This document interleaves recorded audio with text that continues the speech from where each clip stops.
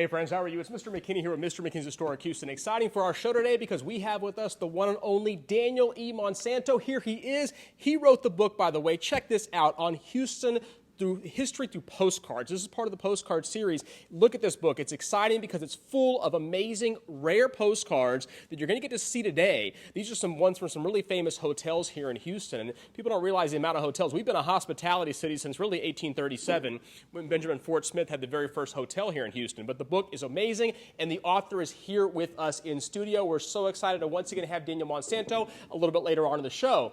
You recognize this cake because we break it out every year for Houston's birthday. Well, here it is, the official birthday cake, City of Houston.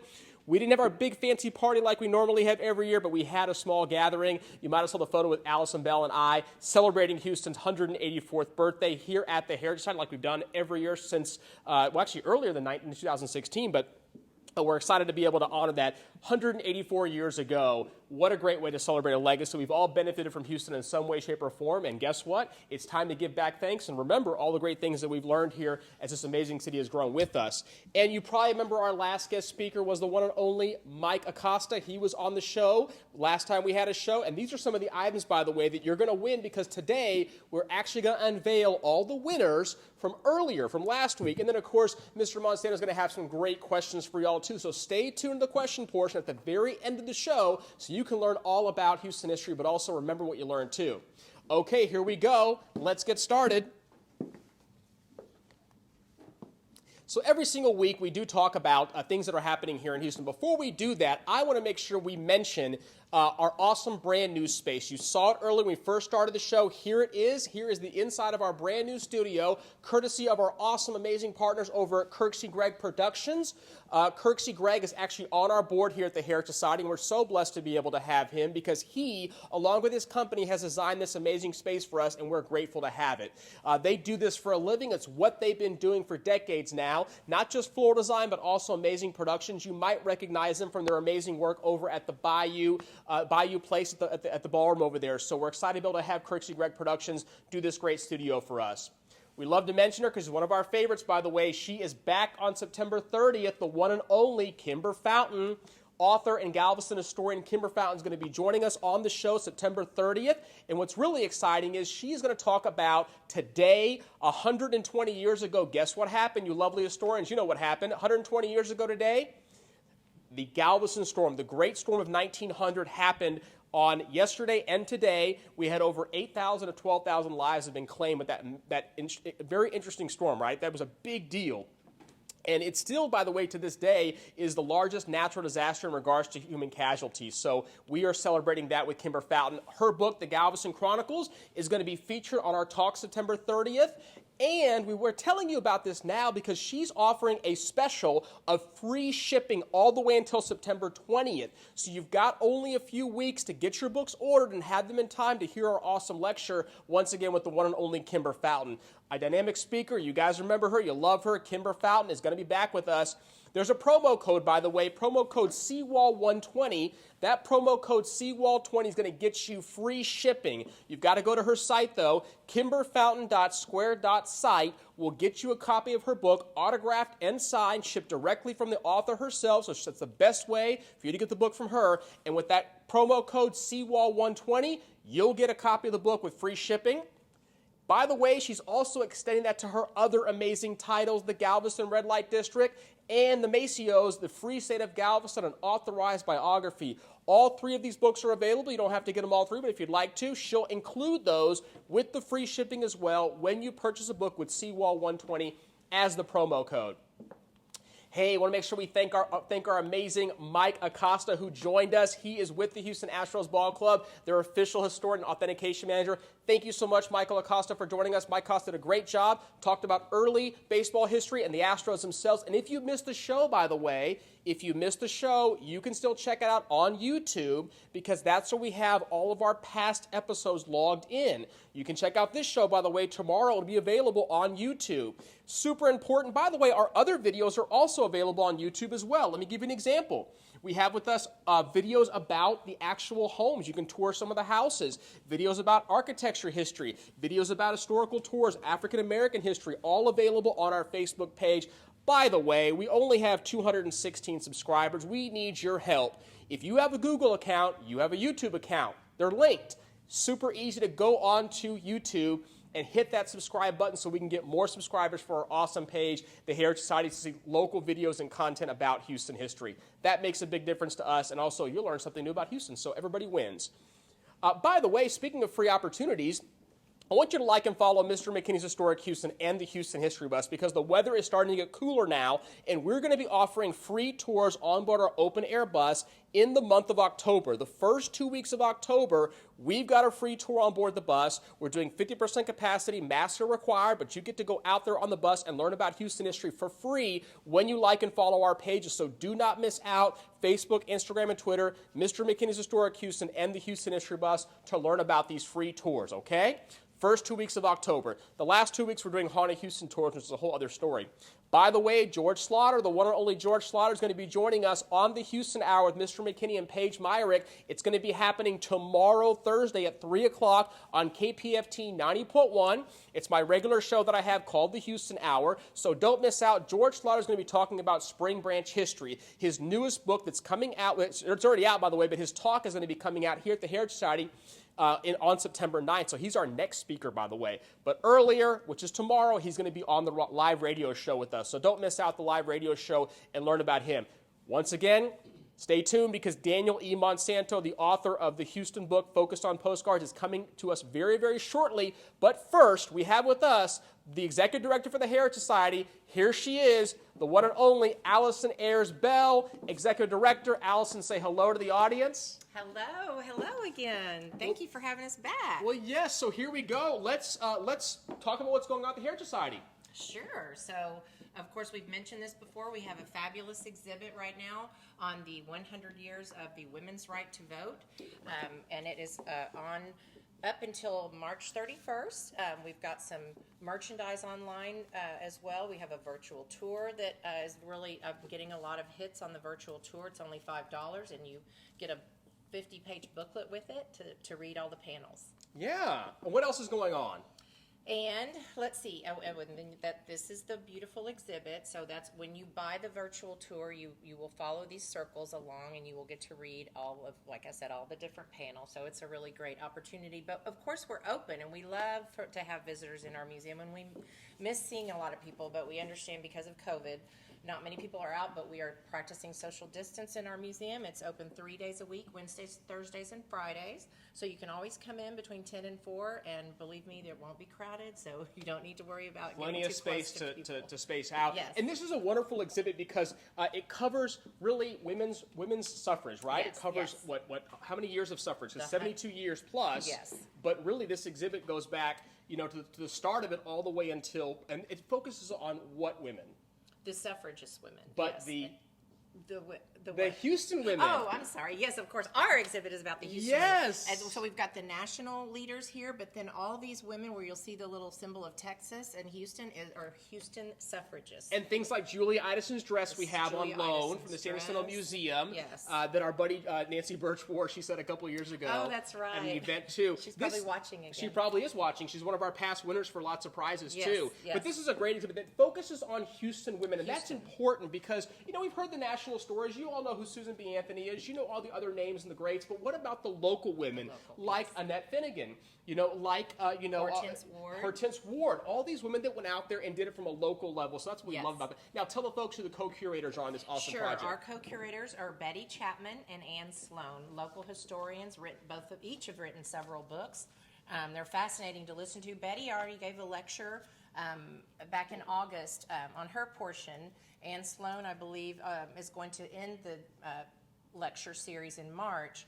And coming up on September 17th, which is the third Thursday, you will have an opportunity to hear Ray Bryant. And Ray Bryant is affiliated with the Houston Genealogical Forum and tells this fascinating story about unearthing things that no one knew until recently about the women who had to pay the poll tax, and then they went to court and they won in court. So we have a whole wall that talks about the 4,000 women who we You know, and Ray Bryant's also going to be on the radio show that we do Houston right. Hour, and Yes. she did a great job also talking about the African American experience too in the Absolutely. voting. So Yes. this exhibit encompasses everybody's history, all women's history within the context of the ones that lived in Houston. So that's really exciting. Yes.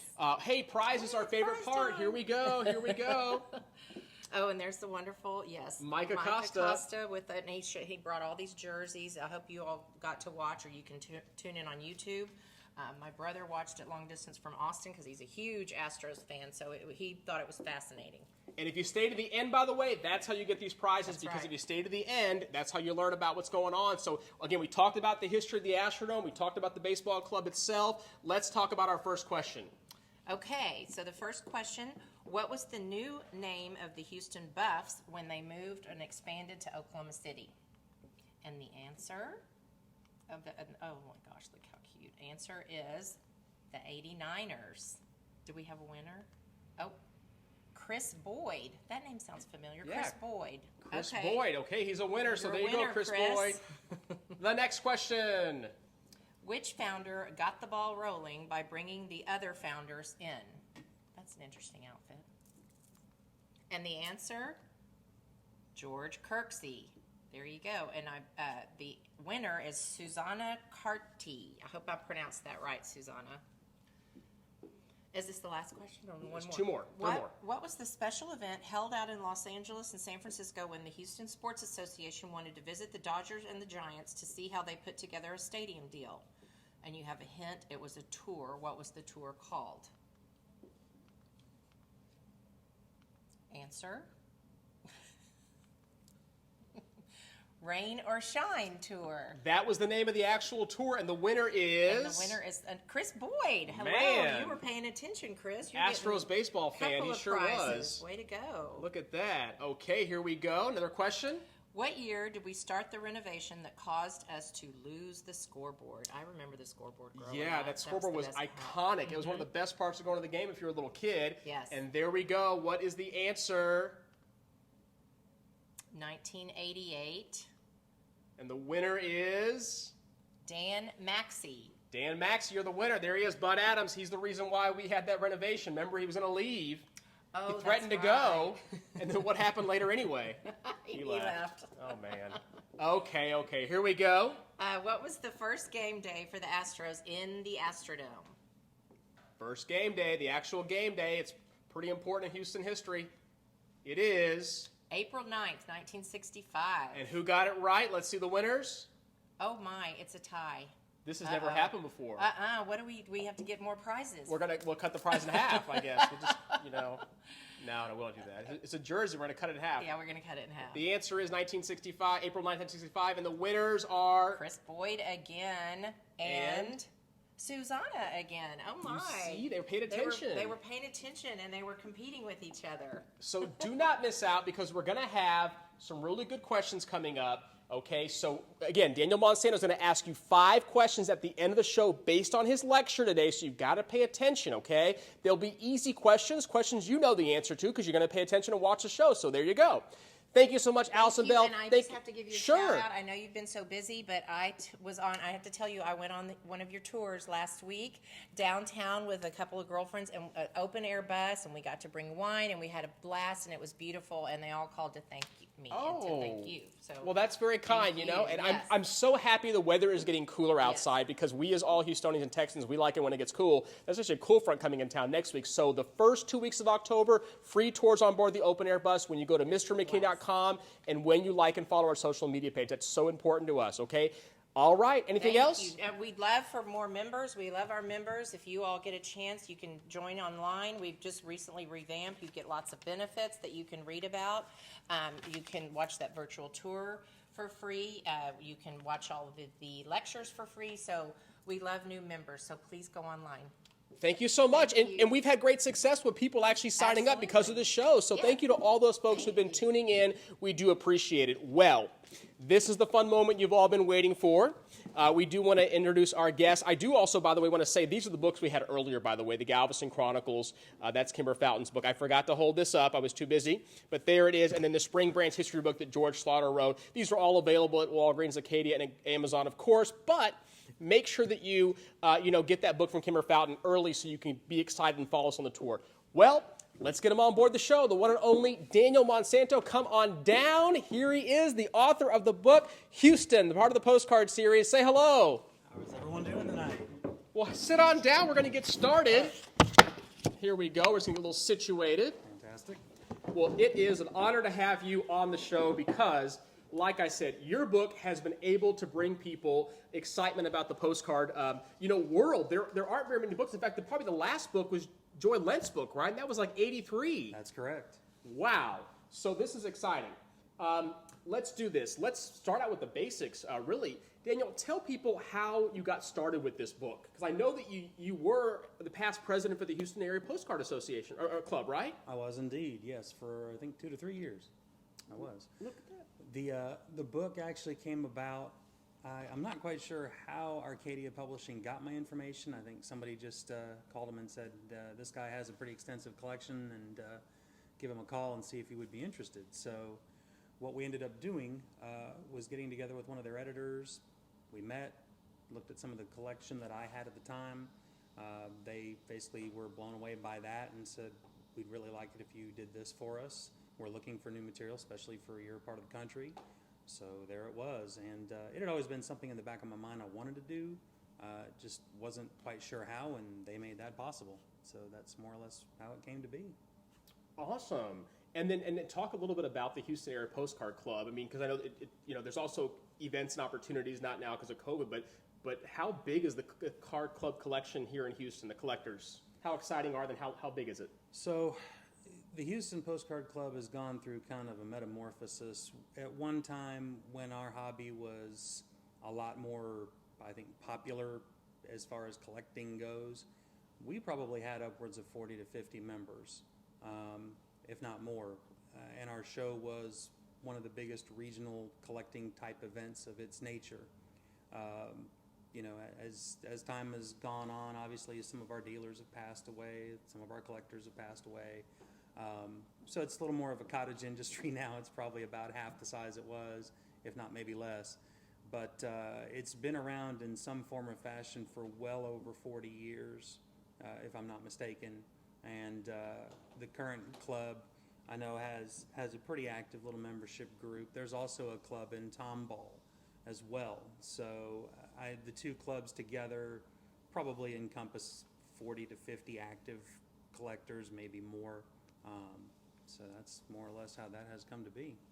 Nice. Well, you know what? Let's dive right in. I think it'd be great for people to learn a little bit about Houston history through postcards, and we'll do that right now. All right. Let's see. Let's talk about the early years in Houston with some of the postcards that you have. Talk about this card. So that is a view of looking up Congress Street, and some of the most incredible parts about this card are that it's a private mailing card, which meant it was established by an act of Congress in 1898. That view likely dates before 1898. You're probably looking at 1893 to 1895. You're looking at a view with, as you can see, a casino on the right-hand side, and then other stores, mercantiles, horse-drawn carts, dirt in the streets, not even paved. There's not even bricks down. This is basically what downtown Houston looked like block to block until you got into the residential sections. And what I love so much about that card is just the snapshot quality of it, just the look that you're seeing, the view back. I mean, if you go obviously down Congress now, you're going to see a wall of skyscrapers tailing off into the distance, 5 lanes of paved traffic. So it's just unbelievable to look at that and know what we have now. It's one of the earliest views that I have in my collection, if not the earliest. And I just love looking at this one because of how much is shown on it. And then show people the actual card. I think it would be great because you actually brought some of the actual cards themselves. So this is the actual card that you're seeing on the screen here. And if you notice, it's obviously a little more tinted. It's a little more faded off over time. but it's still very, very good shape overall. I'm going to turn it over to you. You can see the back as well. This is what I mean when I say the words private mailing card, because it's an undivided back card, and you see per act of Congress, May 1898. It cost 1 cent to mail those at the time, sometimes 2 cents foreign for foreign addresses. But basically, that's what I refer to as a private mailing card.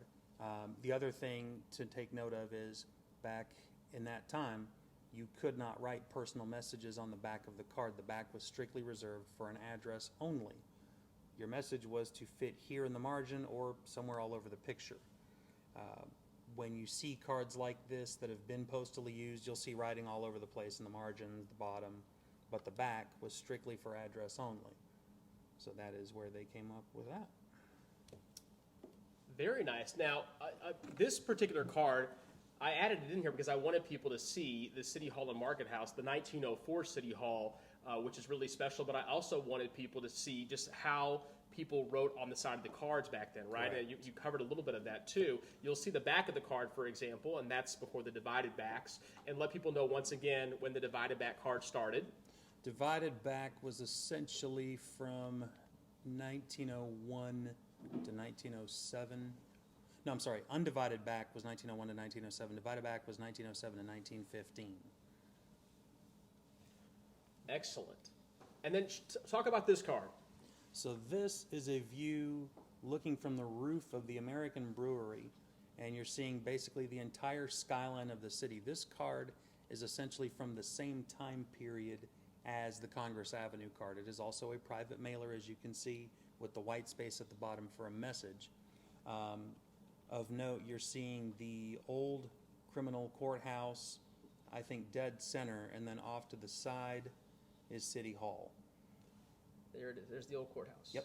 Yeah, check it out. And then you also see the Stowers building. Annunciation, yeah. Yep. And as you can see, obviously, we don't have anything much above, I'd say, 7 or 8 stories out there, including church spires and the courthouse itself. So this is at a time period when the city was really just kind of establishing itself as having a true core of buildings, a grid work of buildings and businesses setting up shop. I mean, prior to 1890, you were hard pressed to find a lot of masonry buildings outside of maybe a 5 or 6 block zone, and now you're starting to see the growth. And this is just one section of the city at this time period. If this picture was to continue outward, I think you would see probably another 2 or 3, maybe 4 blocks worth of buildings in this size range. But this, I really like this one because it just shows the core of the city as it's really beginning to establish itself. So real quick, we're getting some feedback. Well, let's introduce the guests that are on right now. This is wonderful. We've got some fun people. Michael Bloodworth's on, of course. Michael Bloodworth does some really fun events over at the Houston Aviation History page. So follow Michael Bloodworth's page. He's on board.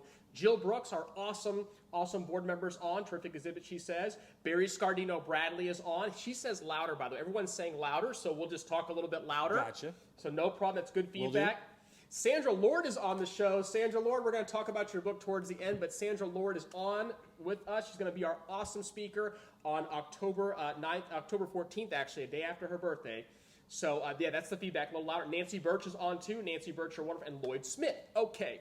So this is a great postcard because, like you said, it's going to take us through an early view of Houston. And you're right, not very many tall buildings. We don't get skyscrapers until, 1896. So let's keep going forward. Then how about this building? So this is the Cotton Exchange, which is still standing. It is down pretty much almost to the foot of Main Street.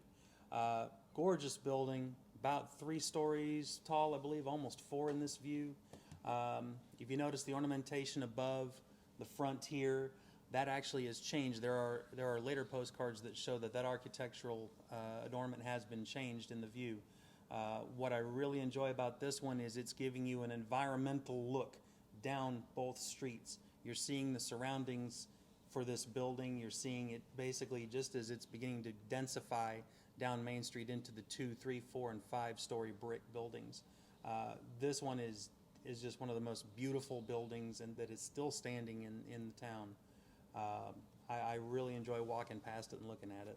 You know, we're so lucky to have this building. It's, of course, Eugene Heiner, and you mentioned, Yes. You're right, that's the cotton bale on top. And this building itself, 1885, 1886, they would add in 1907 a fourth story on top, Yes. Which is really cool. But you're right. Look, you got Franklin Street there, and you got Travis Street, and you can see, a lot of these buildings are all gone, sadly. Everything on that side is, but that is just a wonderful card. And then you might know the 1917 Herman Estate building was built right over there as well. So this is great. Cotton Exchange building. Let's keep going. How about this space? The Central Fire Station, pretty much the city's first true outpost for fighting fires. Gorgeous building. I, like you, I'm sure, wished it'd still be around today. What I really like about this particular view is the tint of the card and how it looks. This is a divided back card. So this is from the 1907 to 1915 range of time. Again, the view on it may be slightly earlier than that, but essentially what you're seeing is also all the surroundings, and I believe there might be an engine. One of the other views I've had of this shows an engine tucked in one of the bays about to come out. So what I like too is you can see the residential, right? I mean, Yes. This is San Jacinto, street is where this is located. It's a block over from the Christ Church Cathedral, so you can kind of see.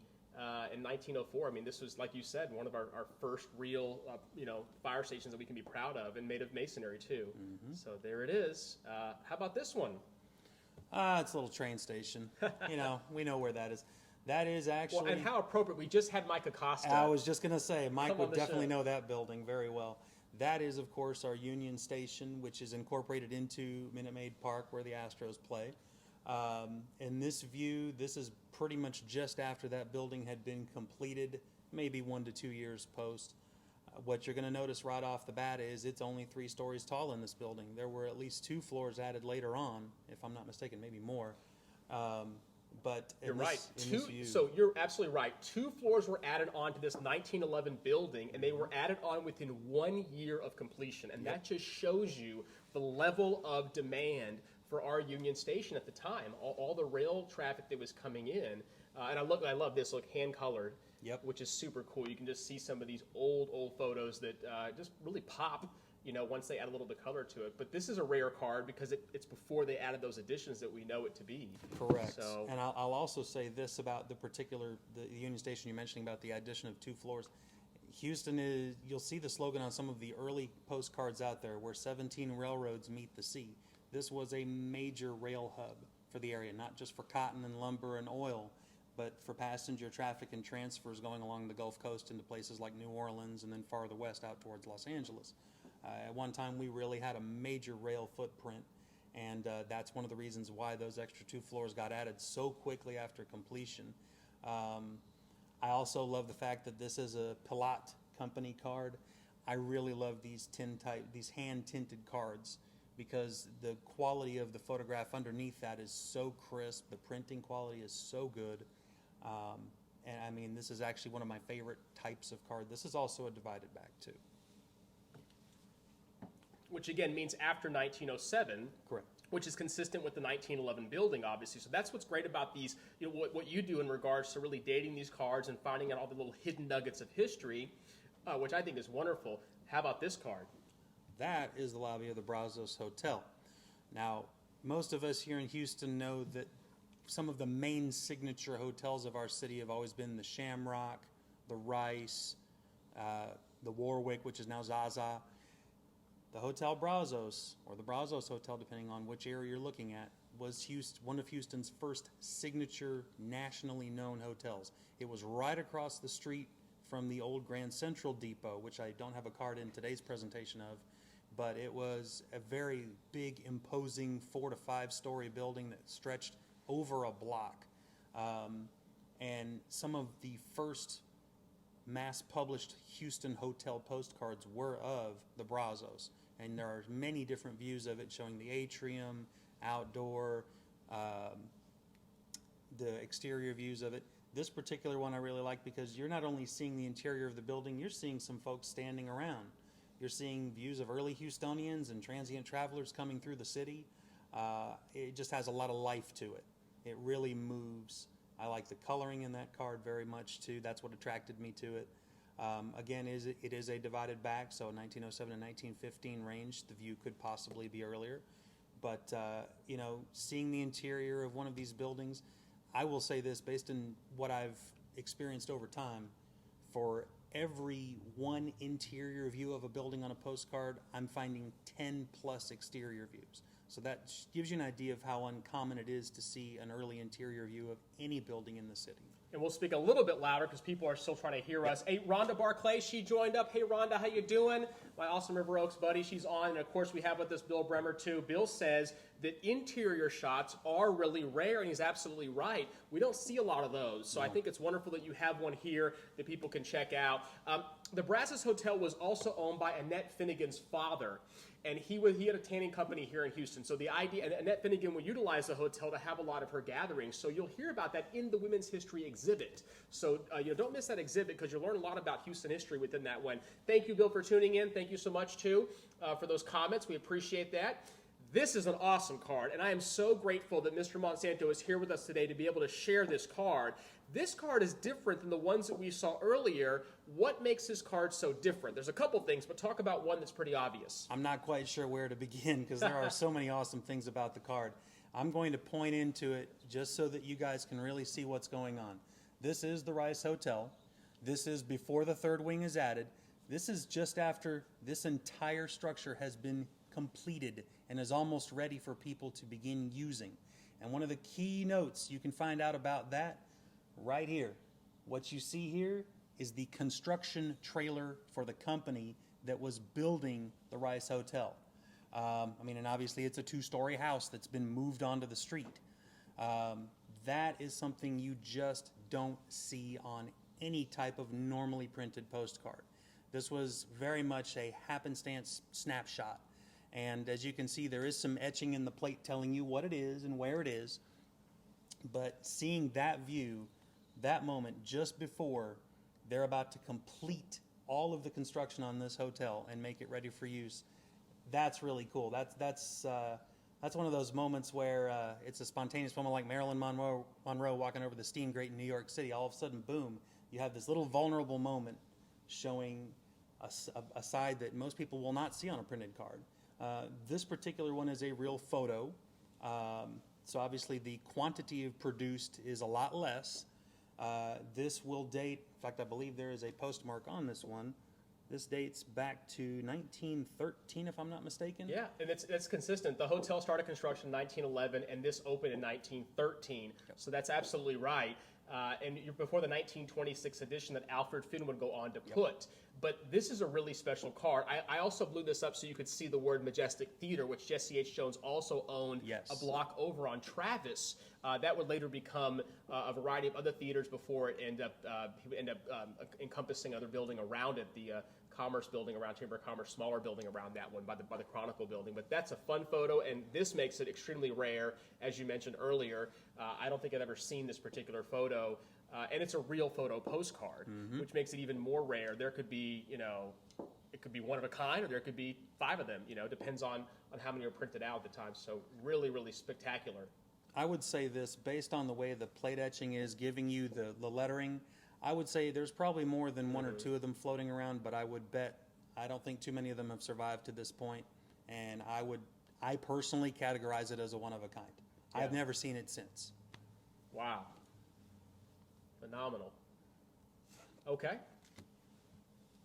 The Crestwood Hotel on South Main. And talk a little bit about South Main. Tell people kind of what was on South Main. Besides these great restaurants, you also had these tourist courts. You had a lot. And the main reason why South Main, or alternate 90, however you're going to phrase it, was basically one of the gateways into the city. Most traffic from the west flowed into and out of Houston on 90. And so all of these tourist courts began lining up, starting from, I would say, just south of where the current South Loop and South Main is, where the Whataburger is, just before you get into the Astrodome and Reliant area, all the way up to the split with OST, and all the way up actually into the Texas Medical Center. They were lined with hotels and motels just like the Crestwood. What's really neat about this one, and why I chose it, I really like the architecture. It's very distinctive. Hotels and motels of that time tried to do everything they could to lure people off the road to stay with them. So you had a really ornamental sign up top. You had this little portico and entry. And then staring in the background, if you can barely see it, the Astrodome is hiding right behind. So that was obviously a major draw. Just after the Astrodome was completed, there were a lot of people coming into town to see it. It was the eighth wonder of the world. And all of these motels popped up like crazy, or really began to pick up on tourism traffic as the Astrodome opened up and began hosting events. Shout out to Andreas Escobar. He says, beautiful. I love the rice. He was a bartender at Sambuca for 2 years. So Andreas Escobar, thanks for sharing that awesome comment. Bill Bremer also reminded us, of course, the Majestic Theater was located on Texas Avenue, and Texas Avenue, actually Milam, closer to the Milam section. Yes. And that was back in 1913 when the photo was taken. Of course, that's where the Houston Symphony was founded, inside the Majestic Theater. Not to be confused with the 1925 Majestic Theater that Millie Esperson would build over on Travis and Capel and Rusk, Travis and Rusk, rather, a little bit later on. So let's go to the next card. Fun Hotel. One of Anna Maud's favorite. This is one of Anna Maud's favorite motels. She tells me the Tidelands in. Talk about it.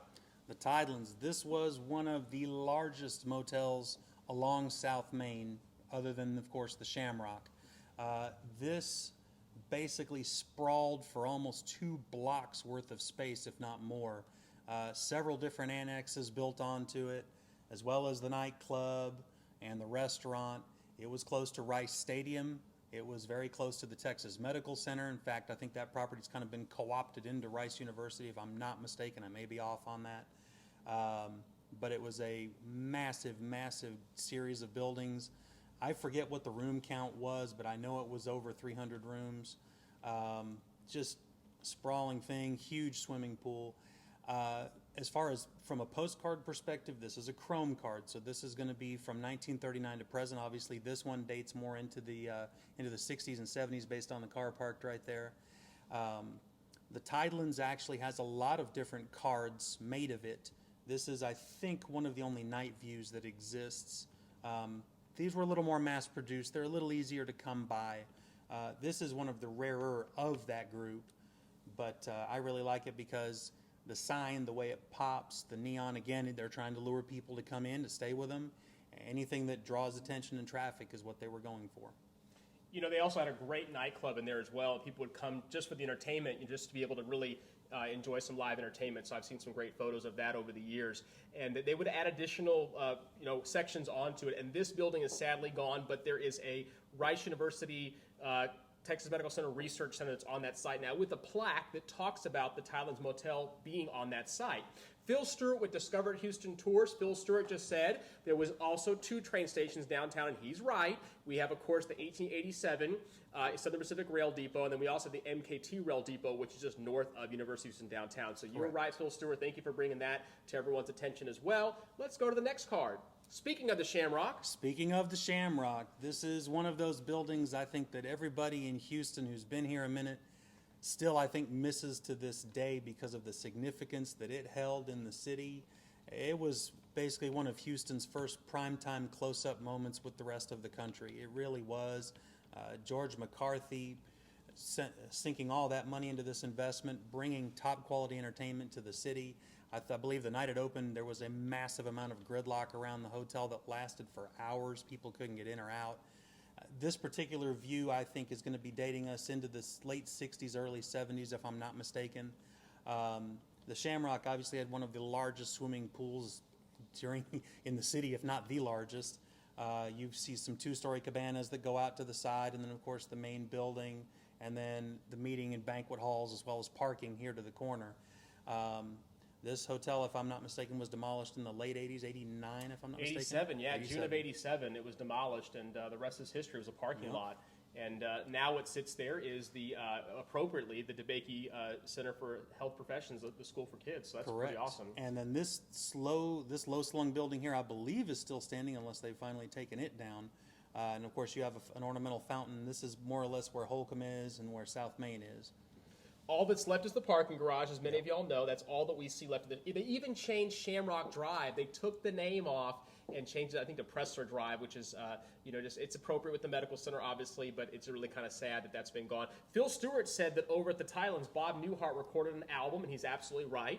Yep. So just a lot of fun celebrities over at the Tidelands and at the Shamrock Emerald Room as well. They have their list of who's who. Well, let's talk about baseball. I hope Mike Acosta's watching tonight. He'll love this one. This is Colt Stadium.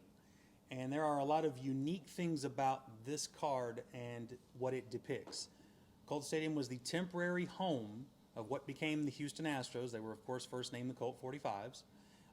This stadium existed in its place for use for approximately 3 years, and then I think it stayed in the parking lot for 1 to 2 years, maybe 3 years thereafter.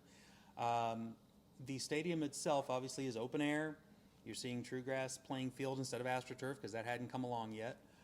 But one of the neat things about the actual stadium is that it was actually sold, shipped piece by piece, and moved into Mexico for a Mexican League team, if I'm not mistaken, in Tampico. So the stadium actually still exists to this day. It has just been moved about 700-800 miles to the south of us. But what's amazing is you can see just in the corner, that little circular area, that is the pad for what became the Astrodome. You can see that just in the back there. But the Colts played there for about 3 years. From what I remember reading in all of the history I've looked on this card, mosquitoes were oppressive. The heat and the humidity was something else. I mean, but this was... Yeah, there's no covering on any of these seats, and they were metal seats. Yep. So it was basically like sitting in... a frying pan. Exactly. Now, obviously, the Holy Grail, the one you really want to get and no one ever can find is one of Buff's Stadium, which was off Cullen and 45. There, that I know of, there is only one view of that stadium that has ever been printed on a postcard, and it wasn't even done for the team or for the stadium. It just happened to be an advertising card. This is also pretty rare. There are 3 postcards of Colt Stadium that I know of. 2 daytime views and 1 nighttime view. This one is probably the easiest to obtain of the 3. Again, it is a chrome card. So, and this is, of course, that time period from 1962 to 1965. But what's notable about it, of course, again, is its positioning to the Astrodome. It was just off to the northwest, I believe, of the stadium, and of course got paved over once they dismantled the stadium. And now, of course, Reliant being there, it's just a sea of parking. Hey, thanks, Sandra Lord. Sandra Lord actually shared this. Whenever you share it, we do see that you're sharing this awesome post. So thank you so much, Sandra Lord, for sharing this wonderful talk about Houston Postcards. We appreciate that. Everybody else, go out there, hit that share button, share this with people. Also, by the way, let us know you're here. Hit the like button real quick. Hit the like button, hit the heart button. Let us know that you're here watching. Let us know that you're enjoying Daniel Monsanto's talk about history postcards. Let's keep going. How about this view? So now you are looking at the Museum of Fine Arts, and you're looking up Montrose. This building, of course, still stands, but it is now buried and surrounded by all the annexes that have been built since. This is essentially one of the first developed areas outside of downtown Houston, where you began to see a lot of vertical construction. I believe that is also the Plaza Hotel a little bit farther up, which was a relatively new addition to the skyline at that time when the card was done. This is a white border card. So this is going to be in a time frame of 1915 to 1930. And again, yes, it's because of the border, the type of coloring used, and then on the back, of course, it is still a divided back, but now you're focusing more on the front of it as far as why it's called a white border. And this is great. We can tell the card is after 1926 at least, because you have the original 1924 William Ward Watkin building with the 1926 and 1928 edition, and then you have the Montrose Apartments back there in 1925, and I actually interviewed someone who lived at the Montrose Apartments back in the day, and then, of course, the Joseph Finger Design Plaza Hotel, and then this is, where you've got the modern-day museum, Contemporary Arts Museum. So it was all residential, and you can kind of tell how it's evolved. So these postcards really help paint a picture of what life was like back in 1926, and that's just what's so wonderful about these. That's amazing. You're looking at something that's almost 100 years old now. Yeah. And the only thing really standing, the only 2 things, going to be the plaza and that building right there. That's true. I love stuff like this. This is really quintessential Houston roadside. We used to have all kinds of filling stations all over the place that look like this, dual rows of pumps and then a center building in this style. This is a Magnolia, which of course is ExxonMobil now. This one was on South Main. I really like just the look of it. This is not so much a real photo, it's just a black and white printed card with a divided back on the back of it. Obviously you see the Pegasus Folks who are big mobile fans up in Dallas obviously would love that. These are very hard to find. They're not easy to get a hold of, especially in passable condition, because these obviously got handed out at the stations, written on, used for receipts, you name it. So I really like that. And again, Houston had a bunch of these obviously popping up along South Main and the major thoroughfares as you see them now, of course. But I also like the fact it's Magnolia, which is one of the more hard to find gasoline / oil brands out there. So it hits a lot of check boxes. Hey, Marsha Lutz just joined on the show. Thanks, Marsha, for joining real quick. And, of course, Michael Bloodworth confirmed it is a Joseph Finger design building. He should know because he does those awesome lectures in the beautiful 1940 Air Terminal Museum, also by Joseph Finger. Yes. What I love is, look at this, South Main out there, as many of y'all, that was actually up until like the 1970s, you still saw pieces of pasture out on South Main. So it's really interesting to see, what now is the Buffalo Speedway area, the Astrodome area. So there it is. Yeah, if you look at that address, that places it between the medical center and essentially about Buffalo Speedway, as you mentioned. Real close to the split with OST. I'm hungry. I'm hungry too. This restaurant was a local legend. Felix Tijerina and his family introducing Houston to Mexican cuisine. This building stood on Westheimer and still stands to this day. It is no longer obviously Felix Mexican. I believe it's a different brand now of restaurant. But for many, many years, at least 50 years, I believe, they were open and serving. And what you're noticing about this card, this is a linen card. And the reason they use the word linen is because you can see the texturing on it. You can see it's kind of a clothy type finish. These cards were very prevalent from 1930 to about 1945, give or take. And obviously the coloring pops a little bit more. The printing on it gets a little better. It's a little more mass-produced as well. Linens are actually the second most common card out there behind chromes. So what you're beginning to really see here, of course, we have so many different dining options. I mean, this is one of the culinary capitals of the world now. We've really stepped our game up. This was one of those first little entrants into that. And what's great is the building is still there. It's unrecognizable except for the arch, but the building is still there, which we're lucky to have that on Montrose. Sandra Lord said that's where she learned to love Mexican food. So there it is. Hey, check out this Main Street view. Tell us about it. Well, as you guys can see, we still had traffic even 80, 90, 100 years ago. That's pretty obvious. What I really like about this one, there's so much going on in this photo. This is Main. You're just a block south of the Rice Hotel here, as you can see. You've got theaters, you've got storefronts, and just everybody in creation driving through downtown Houston. I love the vintage cars. I love how they've colored this. I mean, obviously, it was a black and white photo again with coloring on it, but they did, I think, a masterful job putting this together. This is also a white border card. And I mean, as you can see, Main had head-in parking and 2 lanes of traffic in each direction, of course, when you could get through it. If I have seen an actual view of this that was on a printed photograph, and it zoomed out a little bit farther, you could see a police officer directing traffic in the center of the street. We didn't have street lights every block like we do now. So if that view continued, you would have seen that. But what a bustling view. What a fantastic look at how crazy busy this place was, even 90, 100 years ago. Yeah, you've got Texas Avenue here. You've got Capitol right over here, and there's, of course, the Rice Hotel. Yep. So that's really Foley Brothers way over there on on Main Street. So let's go to the next one. This iconic structure, everybody knows what this is. Tell them about it. This would be the Esperson building in downtown. Still standing to this day, just as beautiful as ever. This is kind of a wide angle, backed up view, showing stem to stern how big and imposing that building actually was as compared to its surroundings in the day. This one is a white border, as you can see. The Esperson with its cupola up top and everything.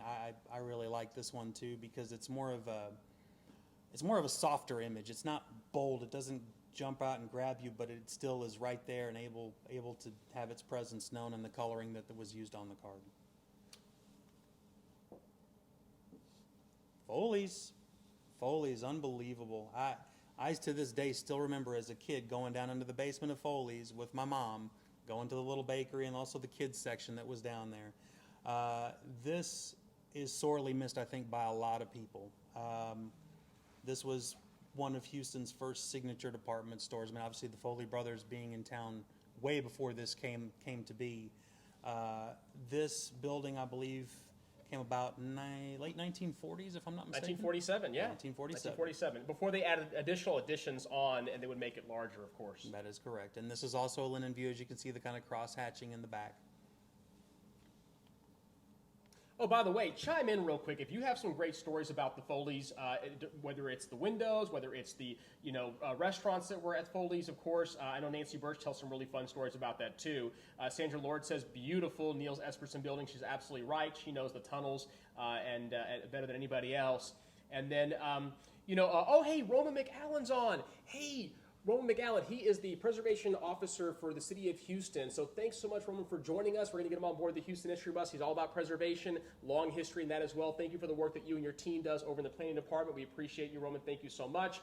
And then Bill Brummer asked earlier about the guest book, and I don't know if you know the answer to this, but I'm really talking to the audience out there. Do you know what happened to the Felix de Harina guest book that was inside Felix Mexican Restaurant? I'm sure they had a variety of these over the years because probably numerous people would sign in to say hello and that they were there. So who knows? It might be over at the collection we have over at the HMRC. That's a possibility. But if you're out there and you know where those guest books are from Felix's Mexican Restaurant over the years, Bill Brummer would like to know. So reply in the comments, and he'll obviously see those as well. We'll pass them on. I know you'll see my parents' signature in there at least somewhere. One other quick thing before we switch images. The little building here just behind Foley's is the old Foley's parking garage. It still stands to this day, I believe. It is still there where Maxim's used to be. This parking garage is all that's left. Jeff Hildebrand tore this building down, sadly, and built the Hillcourt building on that property there. Right, of course, the Sakowitz 1951 building is across the street from it. So really, really sad that our retailers are all gone in downtown in a big way, as many of us remember. So there it is. I don't know where to begin on this. There are so many things I can say about this building. And it may be kind of an eyebrow raiser for some folks, like, well, it looks like a 6-story brutalist architecture building. Well, it is, but it means a lot to me, and I'm going to explain a little bit why. This is Agnes Arnold Hall. It is on the campus of the University of Houston, where I went to school and graduated from. Go Cougs. My father, Carlos H. Monsanto, taught Spanish for over 40 years for the University of Houston, and his office was on the 4th floor of this building just behind that tree. And I remember as a kid going through that building, running up and down the escalators, which most of the time didn't work, running all over the place, making copies, being with him in his classes. This is one of these instances where you have a connection with a postcard that goes way beyond just the view. It triggers memories for you. This is one of the main reasons why I began collecting. When you look at this building, obviously it's not much to look at. And I mean, for the longest time, it was open air. There was no air conditioning in these hallways. The only air conditioning existed in the classrooms when you open and close the doors. They have since, I think, glassed it in and made it climate controlled. But for the longest time, I just remember going in and out of that building, pulling up on that driveway right there, picking my dad up, especially when I was going to school. He was visually impaired, so it was kind of hard for him to get around. But that building just has a lot of memories for me, a lot of memories. And it's an example of some of the architecture that is on the U of H campus that dates from the 60s and 70s. And I believe this one is, if I'm not mistaken, a very either late 50s or early 60s edition. So, but this one really gets me. Really does. The Texas Medical Center. So what I really like about this view is that this is before TMC really began going vertical. You see Herman Hospital up here. Methodist and the medical center building is down here in this zone. The medical center just exploded in the 1950s and 60s, and this is just before all of that really began happening. I mean, look at all the empty land that's still there in this view. And over here, you're seeing the campus of Rice University and what was originally the site of their first football stadium here. And of course, later they built the new one a little bit farther off to the west. I'm blown away by this view so many times when I look at it, because when you look at the medical center now, The medical center has enough office space to be bigger than downtown Fort Worth and San Antonio combined, and it's actually starting to sneak into Dallas's territory. So, not to brag, but yeah, we've got Two comments before I want to get back to this postcard in a second, but two comments that we have. One of them comes from Bill Bremer, who says, your father taught him Spanish. Yes. How about that? And shout out to Bill. Good to see you, my friend. Yeah, you guys know Bill Bremer, right? He is really active with KPRC history. He and his lovely wife have worked at KPRC for decades.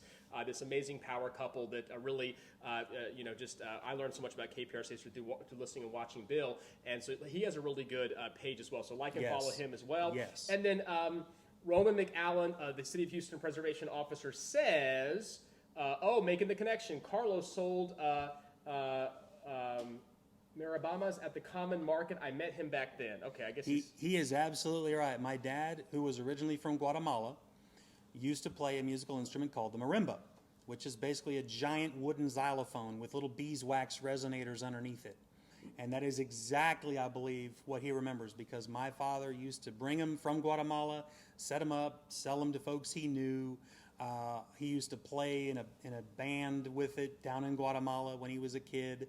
And that's really neat. That was a good memory. I like that. You see, this is why we love Houston, because Yes. it is the biggest small town that I know of, and I just love the fact that you're making all these connections as we're sharing. Thank you so much, by the way, for Roman for sharing the page, because he shared it on his Yes. page a second ago. It doesn't cost you anything to share the video we're doing right now. You're really helping to spread the work of the Heritage Society and the awesome work that Daniel Monsanto has done in his book. It's right over there, Houston. It's all about postcards and the history of our city. You do not want to miss out, okay? Let's finish up with this card. There, by the way, is the Medical Tower building, Yes. built in 1956. And that's exciting because that's a brand new Westin Hotel now.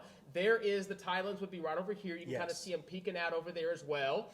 We see the original Herman Hospital, 1925. You see the 1950s version over there as well. Herman Professional Building over there, the first building outside of downtown Houston that we think of when it comes to office building. Not the first, but one of the main ones. Yes. So this is the campus of Rice University, and then Herman Park. So really awesome card facing to the north. I think it's wonderful, and I love the fact that you brought it with us today. Let's see what else we have over here. The San Jacinto Apartments, I believe, which, if I'm not mistaken, are still standing. I mean, I know Midtown is developing so rapidly it's hard to tell anymore. But what I really love about this, you've got the city bus parked here. So few of these chrome cards show things like that. They'll show regular car traffic, but that was one of the things that stood out to me. And plus the fact it's a residential apartment building. Houston, obviously, from the beginning was more of a wood and brick type city. You didn't get into large apartment developments until you got into the 1920s with the Plaza Hotel apartments and beyond. This is a really good sample of what basic urban development looked like for residential as the city grew. This, I believe, dates into the late 30s or 1940s. It's very Art Deco. I'm thinking Ann Sloan might know, or Betty Trapp Chapman might know more of the era on this. Or Barry Scardino Rowley, our one and Oh, only. yes. So you'll hear all about that when we talk about architectural history. But there it is. And then we have this jet set that I know Michael Bloodworth knows all about it, so he'll probably be chiming in. I was going to say, I expect a comment from Mike any minute now. Tell people what we're looking at. This is one of my favorite views of Hobby Airport, which, of course, Houston International Airport prior to that. What I really love about this was one of the first visits paid to Houston by one of these airliners. And, of course, they captured it right front and center.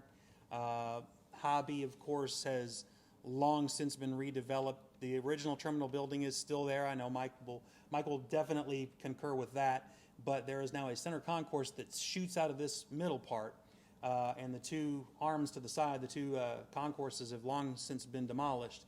What I love about this, though, this was when we entered into the jet age as a city. This was prior to Intercontinental Airport being built. I know Michael would probably be like, hey, man, if this card kept going to the west, you'd see our building, too, which, of course, is the 1940 Air Terminal Museum now, but was our first air terminal. And Michael Blower's great. Michael Blower can actually probably just tell you what year this is. It's obviously after 1954, and it's before 1969 when we got IH. But he'll look at the plane and be able to say, I can tell you. So, Michael Bloodworth, if you're listening, I want the comment. You need to come on. Tell us chime exactly in. what Yes. year this is. We want to know the exact year, and we also want to know the month. No, 1960. He says, actually, he chimed in. Michael Bloodworth, the one and only, says KLM first service Houston by foreign airlines in 1960. So the photo has to be after 1960. And this is why you need to like and follow Houston's aviation history with Michael Bloodworth, because he is an expert when it comes to the field of Houston aviation history. And he knows exactly this photo was taken once again after 1954, because the building is built, we see now. It's before we say Hobby Airport, number 2. And number 3, it's after 1960 because KLM didn't service us until 1960. So that's the kind of information you're going to learn from Michael Bloodworth. So I love the idea of people chiming in. Really makes a collaborative effort. So thank you so much, Mr. Bloodworth. Fantastic view.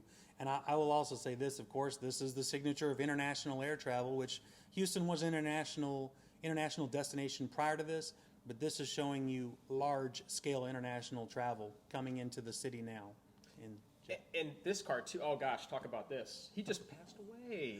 He did. I just saw that. Oh my gosh. Jimmy Menudas, absolutely. This was one of Houston's premier night spots for rhythm and blues, for jazz, all of the wonderful different types of music that we got in this city. We can thank Jimmy Menudas for a lot of that and the exposure he gave us. This club on OST housed some of the most amazing acts of its day. I believe Sammy Davis Jr. was there. I want to say Little Richard may have come in. So many to I can't even begin to name it. Another one that really gets me. Now, there are things about this card that I think are going to stand out to a lot of people if they take a close look and study it. The skyline of Houston that we Let's know ask people. Today. Yes. Real quick, this is not one of our bonus questions. They're not one of our, questions we normally ask y'all. But I want y'all to guess right now in the comments. Look in deep. I'm gonna show you a tighter shot of it. Can you guess what year? What year is this postcard? Because I know the answer just by looking at it. But I want you to guess right now. Chime in what year. This is not going to be one of the questions, but we want to guess. The thing about there's so many things about it, but the thing about the card that drew me to it, this is actually one of the very first postcards that I ever owned. My mom used to work at the Sam Houston bookstore and the rink level of the Galleria. She was in inventory and bookkeeping, and they had several display racks of cards in the bookstore at the time. She would bring home extra stuff that was basically being charged off or not sent back to the vendor. She gave me that card as one of my very first cards of the city, and I was hooked. And there are so many reasons why that card to this day is probably one of my favorites, if not my favorite card of all of them. You see so much under construction. You see so many different skyscrapers that we now know today. This is the Houston that we all know just as it's being born, just as it's coming to pass. You see so many different buildings. The Enron building is under construction. What was the United Airlines building was there. You've got what was NCNB Plaza, which of course is Wells Fargo now. You've got Bank of America under construction right there. You've got Chase Tower, which is already finished, but I can guarantee you it was a new addition to the skyline at the time that photo was taken. This one is, believe it or not, this is actually a pretty rare card to find, even though it's a modern chrome 4x6 format card, which is the most current type of postcard available out there. Of course, it's still open or still available to this day. Okay, we're getting some good answers here. I want people to check this out. Okay, so Sandra Lord chimed in first by saying the year is 1982. Good guess, Sandra Lord, but you're not correct. Lloyd Smith said 1979. He's also not correct, but close. Phil Brayton, our tan man himself, said 1976. Close, but no cigar. And Andreas Escobar said 1986. You've overbid, Andreas. Bill Bremer says 1984. Bill, you're close. So close. So close. Phil Stewart says 1984. Phil, you're close. Luella Steller, my buddy Luella with the Bel Air Historical Society, she says 1959. It's a little past 1959, but there you go. Sharon Schmidt Samson, Samson, who's actually won numerous prizes before. Sharon guessed 1982. She's close. Very. Michael Bloodworth says, hi, Bill, to Bill Bremer. Now, only one person got it right, and I'll tell you the year. It is 1983, and we know that because you have under construction the 1984 Lyric Center. You have also under construction the 1984 Republic Bank building. The 1983 Allied Tower is almost completed. Allen Center for 1984, and then the Continental Airlines building that we also part of the Allen Center, that's not till 1984 as well, late 84. So it's 1983, and it's really as this is being completed. So that's the answer. Only one person got it right, and Marcia guessed after I mentioned it, but Marcia, good call though. So Millie Monsanto Grogan, I bet you know her. I know her very, very well. Who is Millie Monsanto Grogan? That is my niece. Oh, she's so good. She's very good. That was excellent. Good very job. Good. You didn't tell her, right? No, See? not at all. She heard your lecture. She heard the clues. So that's really great. And look, the Alley Theater's parking garage also started construction and built in 1983 by Geraldine Hines to accommodate the 1984 Republic Bank building is also under construction. So this card I've never seen before. I haven't even seen this photograph. Because obviously a lot of times these postcards, the photographs are taken by a photographer, an aerial shot, and they're sold to other posters or other items. But who's the photographer? Can we see? So this was published by Jan D Cards, which was a local Houston company. And let's see, photo by David Damiani, who was the son of the lady who ran that company. Look at that. And what I really like about this, of course, we've kind of covered it. This is one of the more difficult to find modern chrome cards of the city. They obviously had a fairly decent sized printing run when it was done back in the 80s, but for some reason, this is one of the ones you just don't see, even at postcard shows or in people's quarter boxes at the show. So I'm really, really happy to still have this after all these years. And yeah, shout out to Melissa because she knew the year. I'm blown away by that. Nicely done. Nicely done. It's easy to get 84 because, like I said, these iconic structures. But what gives it away is they're not yet completed, and this is nearly completed. Yep. So how about that? Awesome, awesome. Well, there it is. There's a couple of bonus cards. I know we're kind of getting towards the end of our lecture. This is really super special because you have with us the originally Carnegie Library built here in Houston, 1904. So that's important. And then we have the 1941 Millie Esperson building next to the 1927 Niels Esperson building, Houston's first fully air-conditioned office building on your left-hand side, built with air conditioning in mind. Yes, the Rice Hotel had air conditioning prior to that, and yes, City Hall had air conditioning, but still, we consider it the first fully air-conditioned office building. The old Charles Bender building, there it is, Bender Hotel.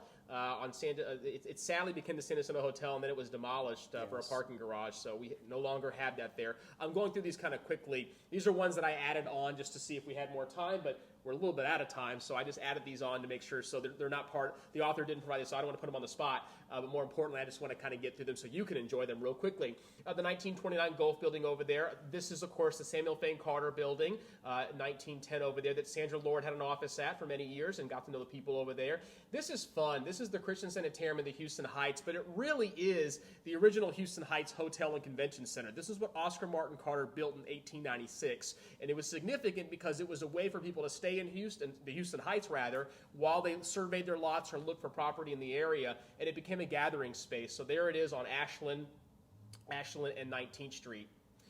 This is an old Houston postcard prior to 1983. We know that because the 1970 One Shell Plaza is right there. The 1976 Pennzoil Place building as well. The Tenneco building, and then you have the Humble Oil building is further out, 1963. So that's a good card. Lifelight, this is important, 1976. Dr. Red Duke. Dr. Red Duke, the founder, one and only.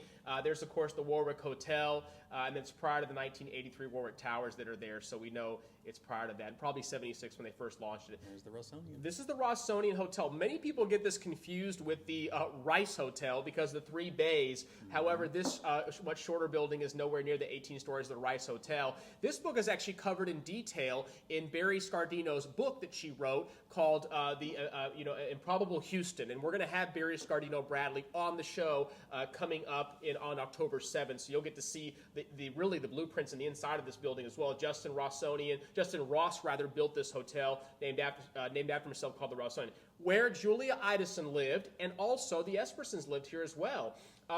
You've got 2 Houston Center that's built here now, built in 1974, which occupies this space. This is, of course, the 1904 City Hall, Market Square. Sandra Lord, we're going to talk about that with her upcoming book all about the ghosts of Market Square, so we like to put that in there. Well, Speaking of, this is Sandra Lord's book I mentioned earlier. This is called The Ghosts of Houston's Market Square by History Press. Sandra Lord wrote this book, and we're going to have her on the show. There's her buddy over there, Joseph Meyer. And we're going to have this lecture take place inside the San Felipe Cottage. So you'll be able to hear and learn all about Market Square history with Sandra Lord as she brings it to life with us. And then, of course, we have her October 14th on the live show, a day after her birthday. There she is, Sandra Lord, celebrating 80 years young. She's very proud of that because she's been doing this for, she'll admit, for decades here in Houston, covering Houston history since the 1980s. So we're lucky to have Sandra Lord in studio with us on October 14th. Don't miss out.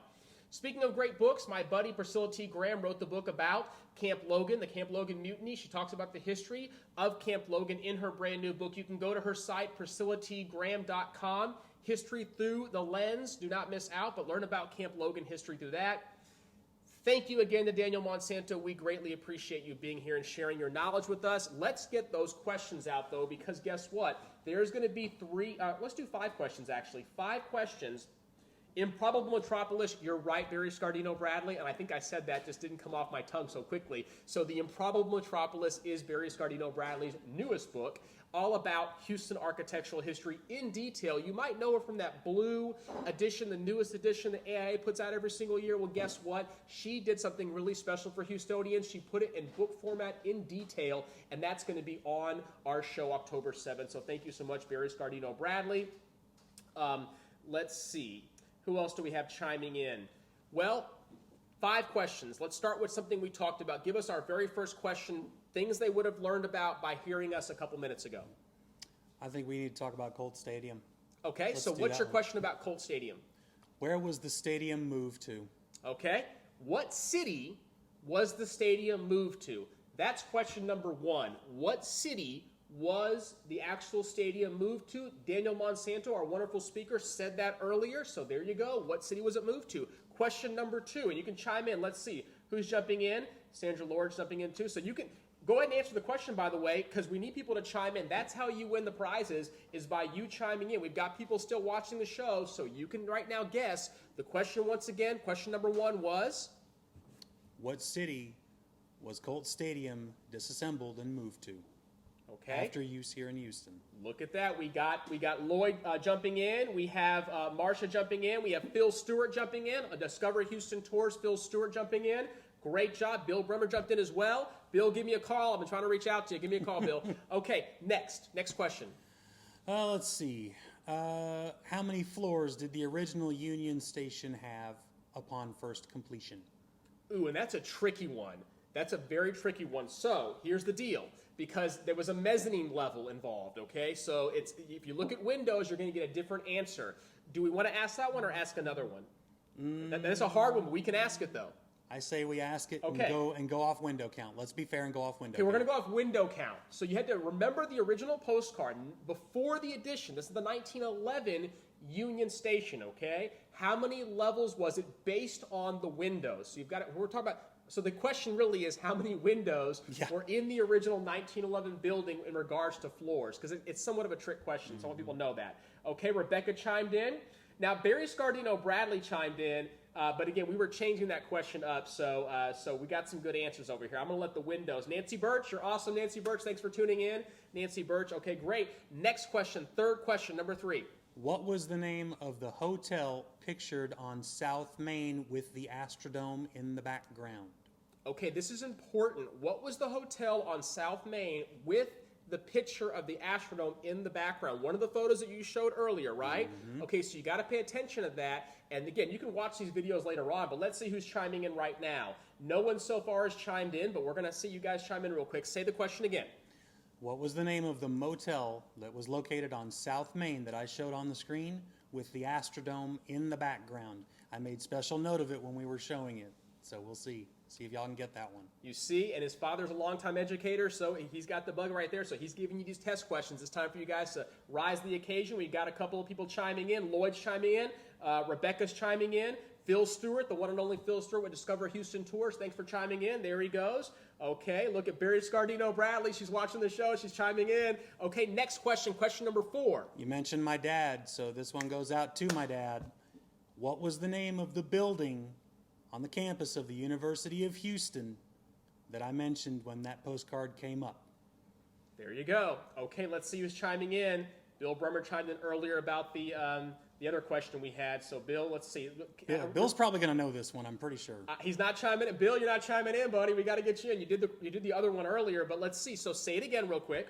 What was the name of the building that was on the campus of University of Houston where my father taught Spanish for 40 years? I had mentioned it when it was up on the screen, I think, more than once. So we'll see if you guys can get that one. Okay. Barry Scardino Bradley chimed in. I'm not going to say if she's right or not, because remember, you don't find out until next week's show if you won, okay? And it's all done via stamped date on the Facebook Live. So thank you so much to Lloyd. Sharon, thank you again to Sharon. She's awesome. Rebecca also chimed in. Okay, the last question. This is a big one. It's your very last one. Question number 5. Go for it. We are going back to the very beginning of this postcard presentation. That's the only hint I'm going to give you. What was the street pictured on the view of the very first postcard we flashed on the screen? It was right there on the front. Okay. Let's see who's chiming in. We got some answers. Say it again for folks. A little bit. What was the name of the street pictured on the very first postcard that we showed up here at the beginning of the presentation when I began discussing it? It was a private mailer postcard. That's the only other hint I'll give you. I'll give you a hint. Now, it's an important street. It really was. It's kind of, a main thoroughfare, but it doesn't get the credit often it deserves. So we're going to talk about that. I mean, it has some really important Republic of Texas ties as well. We're not going to give it away. Sandra Lord probably is going to chime in too. People are chiming in, and we're getting some right answers and wrong answers. So we're not going to give the answer till next week. You've got to chime in. I mean, I've got some good answers. Rose, you're chiming in. Nancy Birch is chiming in, the one and only Nancy Birch. Okay, here we go. Golly. Hey, Nancy, let us know, what year did you wear the dress for Julia Idison? Julia Idison's actual dress for the San Jacinto event at the museum. What year was that? Chime in, Nancy Birch. I want to see if she's listening because she's wonderful. We serve on the board of the Friends of the Text Room together. Okay. Well, that's it. We're out of time for today. I want to thank you so much for joining us. Thank you once again to Daniel Monsanto for joining us. Get his book, by the way. You will do yourself a favor by getting a copy of this book. It makes a wonderful gift because you don't have to, like a certain part of Houston history, everything is covered in the book. So I want to thank, once again, Daniel Monsanto for joining us. Get his book. He'll even autograph it if you get a hold of him, too, because he's done something really special for Houston. Not since 1983 has there been a book focused on Houston postcard history, okay? That is correct. I also want to make a shout out real quick because tomorrow at 10 a.m. I'm going to be live on Facebook. This is called Living the Authentic Life. It's a podcast and a Facebook Live show by the vintage Contessa, the one and only herself. There she is, Donna. There she is, the Contessa herself, with my awesome guest co-host, our original co-host, Catherine Anspawn, is going to be joining me on the show. She's going to be dialing in from Utah, and I'll be live in studio. So don't miss out. I'm going to share it on my Facebook page as well, but tune in Thursday at 10 a.m. I'm going to be talking about Houston history and have a very special offer for the folks tuning in, free of charge, as I always do. So tune into that. Also want to make sure, lastly, want to thank a big thank you to our awesome staff that put the show together. Alana, Isaac, Kian, Kai. We also have with us Adrian Rivera, too. Also want to thank Allison Ayers-Bell and Manette Basel, our board chair. Thank you so much for joining us. Join us next Wednesday at 7 o'clock, same time, same place. And, of course, thank you once again, and good night. A big thank you to everybody. Thank you. Take care, Houston.